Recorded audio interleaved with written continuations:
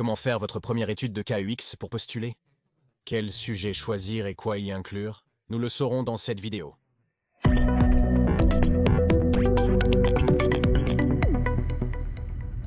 Aujourd'hui, nous allons discuter de 3 choses. Premièrement, quel énoncé de problème choisir? Sans énoncé de problème, d'où sélectionnerez-vous des énoncés?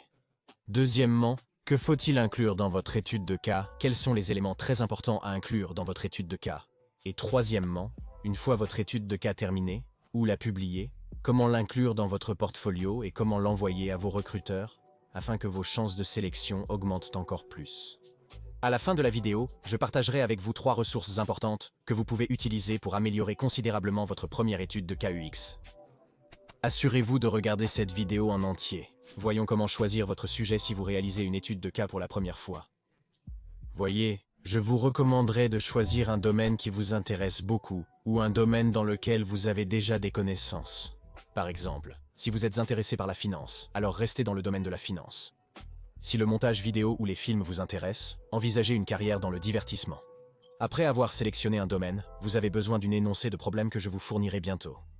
Mais avant, assurez-vous de choisir votre plateforme. Soit vous créez une plateforme web, soit une plateforme mobile. Il peut y avoir 3 choses dans un mobile. Soit vous pouvez créer une application web.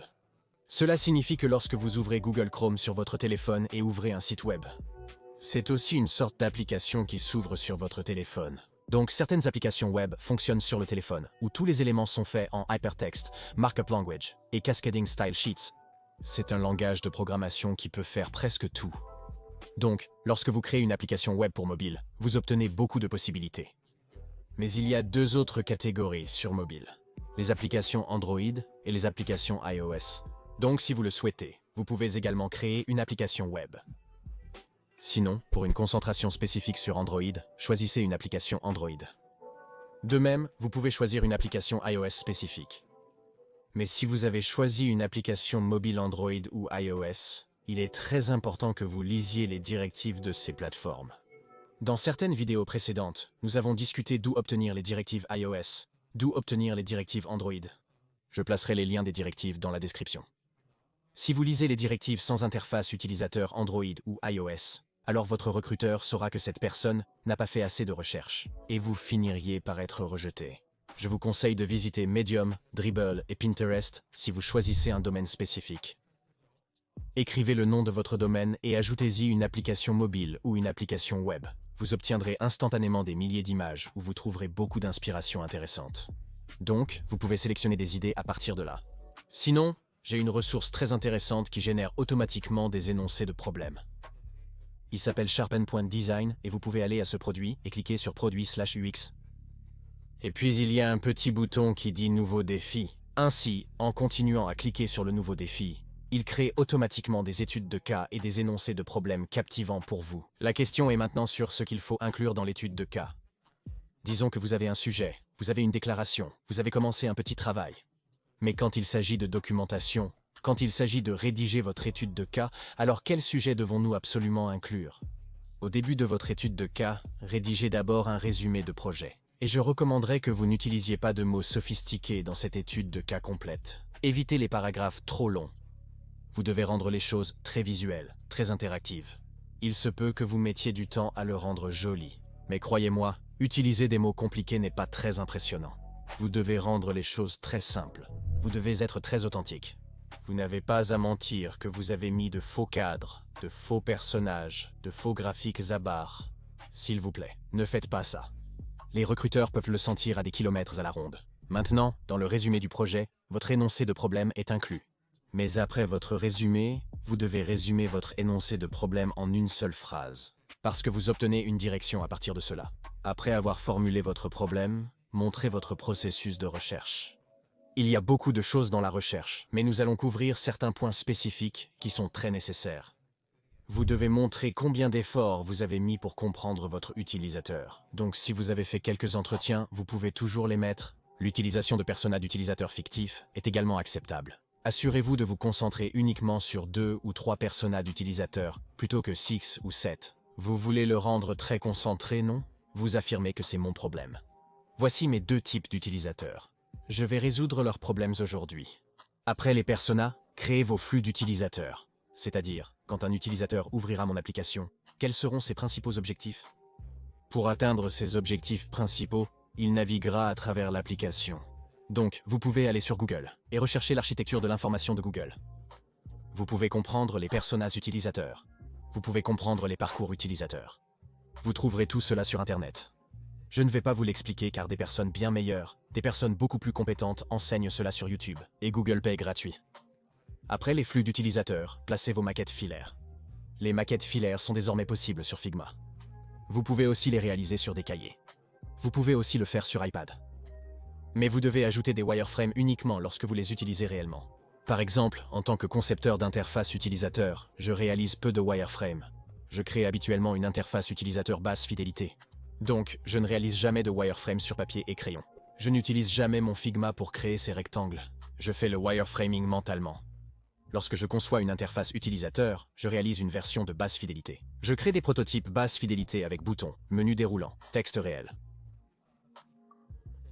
Donc, c'est mon propre processus. Si vous avez un processus individuel, restez-y, il doit rester authentique à la fin. Il doit être réel. N'ajoutez pas inutilement des étapes. Après cela, il est très important de montrer à votre recruteur que vous avez une petite connaissance des systèmes. Donc, si vous avez défini vos couleurs de marque en gris neutre, montrez-les aussi. Montrez-leur comment vous les avez déclarées sur Figma. Présentez votre typographie, iconographie et système d'ombre. Vos illustrations, tout ce que vous avez. Sentez que vous avez créé un système pour faciliter votre prise de décision. Montrez que ce n'est pas seulement une question de résolution de problèmes ou de recherche. C'est aussi votre aptitude à concevoir des systèmes, en plus de l'interface utilisateur. Exactement. En tant que débutant, une petite connaissance des systèmes vous donne toujours un avantage concurrentiel. Et finalement, votre véritable design visuel apparaîtra. Votre interface utilisateur, vos cas limites et vos composants arriveront. Vous pourrez démontrer les différents cas limites d'un seul composant. Vous devez inclure au moins 6 à 9 images distinctes. Veuillez créer une page d'accueil ou une page de connexion pour le compte MadBanana. Créez une page de paramètres pour MadBanana. Il n'y a pas de résolution de problème concret dans la création d'un login et d'une inscription. Page voilà est à la fin. Absolument nécessaire d'essayer de mettre un lien de prototype. Créez un prototype sur Figma. Si vous êtes à l'aise avec Envision ou Protopie ou Principal ou Origami, dans lequel vous êtes à l'aise, assurez-vous de créer son prototype et ajoutez son hyperlien là, d'accord? Donc, je vais vous dire que vous écrivez réellement cette étude de cas, mais avoir un prototype, ou avoir une vidéo, ou avoir un Graphics Interchange Format est très important car cela montre votre capacité à assembler les choses, à créer des prototypes de haute fidélité en tant que designer. Mais maintenant, la question se pose, vous parlez de toutes ces données, mais où les publions-nous? La façon la plus simple est soit de créer une page Notion, soit de l'écrire sur Medium. Que vous connaissiez Notion ou non, je mettrai le lien ci-dessous. Si vous écrivez sur Notion, il est très facile d'intégrer des données. Si vous écrivez sur Medium, ce n'est pas seulement pour votre propre collection. Votre travail sur Medium peut aussi être vu par d'autres. Des recruteurs, créateurs et designers peuvent parfois découvrir votre travail. Obtenez des offres d'emploi uniquement via Medium. Il est préférable de travailler sur Medium car le monde entier peut voir votre travail. Lorsque votre article est publié sur Medium, vous créez une page Notion ou créez votre CV ou portfolio. Dans cette seule page Notion, vous pouvez rassembler différents articles de Medium. Donc, il est possible que vous ayez écrit 5 études de cas sur Medium qui deviennent populaires sur Medium. Mais maintenant, vous avez créé une page Notion. Et dans cette page Notion, vous avez intégré tous vos articles un par un. Si vous ignorez l'utilisation de Notion, ne vous inquiétez pas. Consultez YouTube pour comprendre son fonctionnement. Il existe une ressource essentielle où vous pouvez utiliser les modèles de CV de Notion. Alors, je vais mettre un lien dans la description où vous obtiendrez des modèles de CV, que Notion a déjà mis gratuitement sur son site web. Vous n'avez rien à faire, vous avez juste à les dupliquer. En dupliquant ce modèle, il apparaît dans votre espace de travail Notion. Vous n'avez rien à faire, mettez simplement votre nom, vos informations, vos articles Medium et c'est tout. Alors, avant de terminer cette vidéo, voici 3 ressources que vous pouvez utiliser pour améliorer considérablement votre étude de cas. La première ressource est de Design Stories. C'est tellement précieux, croyez-moi. Plus de la moitié de vos problèmes seront résolus grâce à cette ressource. Lorsqu'un étudiant réalise sa première étude de cas, il est toujours confus sur ce qu'il faut inclure. Comme mentionné, créez une persona utilisateur ou faites des maquettes filaires, donc cela a aussi beaucoup de subtilité. Donc, en allant concevoir des histoires, vous pouvez réellement dire à ce site web que je dois mettre ces sujets dans mon étude de cas. Lorsque vous allez sur ce site web, vous trouverez 2 colonnes très importantes. Une colonne concerne les méthodologies, l'autre le processus de conception. Dès que vous sélectionnez vos méthodologies et processus et cliquez sur Générer, ce site web vous donnera un portable document format, un modèle, que vous pouvez utiliser pour rédiger votre propre étude de cas. Et c'est extrêmement utile. Parce que dès que vous obtenez ce portable document format qui est absolument gratuit, vous pouvez utiliser ce portable document format pour vous donner une direction. Beaucoup de doutes seront éclaircis uniquement à partir de ce seul portable document format. La deuxième ressource est un essai très puissant et bien écrit qui dissipera beaucoup de vos doutes. Il est publié sur essay.uxdesign.cc. Il s'appelle The Case Study Factory, et cet article est vraiment incroyable. En fait, vous obtiendrez tellement d'inspiration après avoir lu cet article et tellement de clarté que vous aurez beaucoup d'idées pour votre première étude de cas UX. La dernière ressource est whiteboard.fm. Mais sur whiteboard.fm spécifiquement, je veux que vous consultiez la colonne des études de cas. Donc, j'ai déjà parlé de whiteboard.fm. C'est une émission où de nombreux designers seniors et managers partagent leurs expériences. Mais si vous allez au panneau des études de cas de whiteboard.fm, alors vous obtiendrez spécifiquement des vidéos où les designers seniors partagent leurs propres études de cas. Et en utilisant ces études de cas, ils ont obtenu de très bonnes offres et opportunités. Donc, vous verrez l'étude de cas, comment ils ont rédigé cette étude de cas, vous obtiendrez tout le processus pour comprendre cela aussi, qui est absolument gratuit. Si vous venez ici pour la 15, alors j'ai mis un cours gratuit de design UX de 15 épisodes sur cette chaîne YouTube en hindi et en anglais, qui vous initiera aux bases, expliquera les portfolios, emplois, applications, nombreux détails gratuitement. Si cette vidéo vous a appris quelque chose, n'oubliez pas de l'aimer, de vous abonner et de cliquer sur l'icône de la cloche. En cas de doute, écrivez dans la section des commentaires. J'ai aussi commencé une refonte série sur cette chaîne YouTube. Si vous souhaitez que je refasse gratuitement votre interface utilisateur, envoyez-moi vos fichiers Figma par email à anchemera.com sur gmail.com.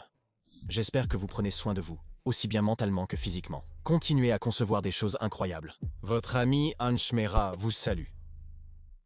Si cette vidéo vous a plu, pensez à vous abonner.